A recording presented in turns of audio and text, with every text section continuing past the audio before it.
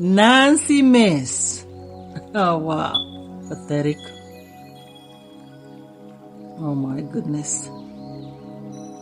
This is the United States House Representative Nancy Mace telling Jasmine Crockett, if you want to take it out, let's go. Ciao. You want to go out with Jasmine? Okay, guys, watch the video. Crockett's criticism of Nancy Mace's fixation on anti-trans messaging led to this extraordinary moment. I can see that somebody's campaign coffers really are struggling right now. So she gonna keep saying trans, trans, trans so that people will feel threatened. And child, listen, I want y'all to tell me whether or not. Do not call me a child. I am no child. I want Don't to even find start. out I am a grown which woman. of those emails actually have Chairman, I'm reclaiming my time. You will not do that. I am not a Chairman, child. I am reclaiming my time. If you want to take it outside. Mr. Chairman. Republican Chair James Comer ultimately ruled that threatening another member is okay as long as it's in the form of a question or if, it's Republicans doing it.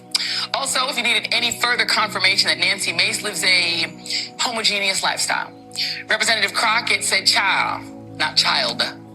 Nancy Mace is from South Carolina, America's OG slave market, which to this day is composed of 1/3 Black people. So, you'd think she'd be passingly familiar with the term.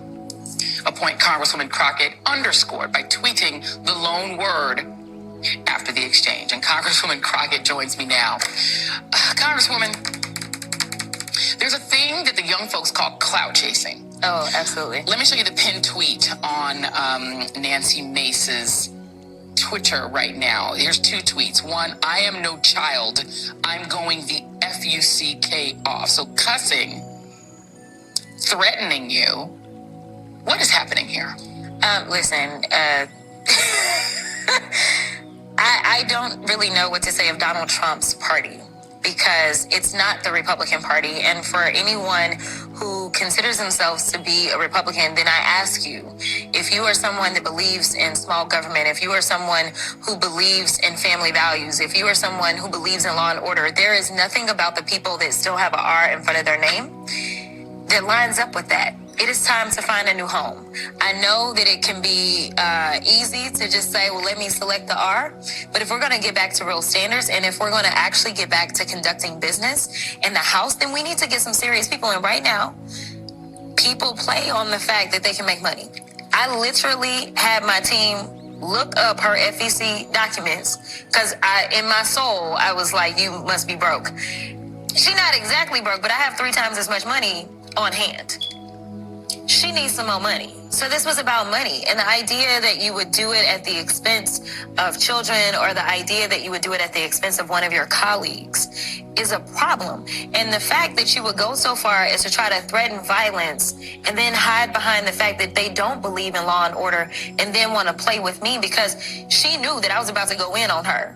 And she thought that maybe she was going to end up with a B6 moment like her friend Marjorie. And ultimately, she kind of did. Because people are asking for the T-shirts. And we going to help them out. I mean, the reality is to your point of trying to raise money, she's obviously looking for attention. Yes. This is somebody who said to her aides allegedly that she wanted during January 6th to get punched in the face so that she could go on Fox with a bruised face. This is somebody who knows that her party spent more than $200 million, $215 million on TV ads specifically attacking trans rights. She used to be pro-trans. She used to be pro-LGBTQ. She shifted and now has decided this is her mission. It's her ministry. Let me play the other thing that's on one of those pinned tweets on her, the video that's on it. Coming from a party that can't define what a woman is and won't give women the right to privacy. You all want men with penises, chicks with in the bathroom with us. You want women to be forced to undress in front of men in the locker room and in dressing rooms. And it's so hypocritical for you to sit here and say and be, screaming from the rooftops about the right to privacy and civil rights when you don't respect women. There's a level of vulgarity there that I think is undecorous for a member of Congress. The whole B6 moment and we've talked about this, came from you avoiding saying Another B. a curse word that starts with Another B. B. And so the idea is that you went out of your way to not use a vulgarity with a fellow member. Yeah. And that's how that whole moment happened. Right. The fact that she not only felt the need to attack you and threaten you, but that she literally used another vulgarity on camera in the well of the house. Yeah.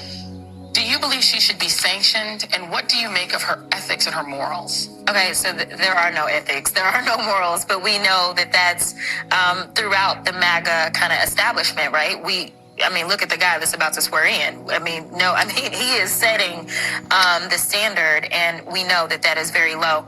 I do think, though, again, this goes back to if you really are a true red Republican, is this what you think of when you think of family values? That the fact that your children cannot watch a committee hearing on C-SPAN.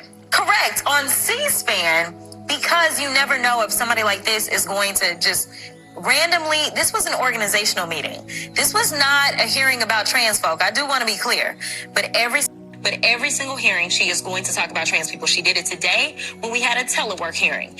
I don't know what trans folk got to do with telework, but she was going to make sure that she brought it in. So she's going to keep doing it because for some reason she's making money. But I'm telling you, she's not even making good money off of it. Like, you probably could find something else to do.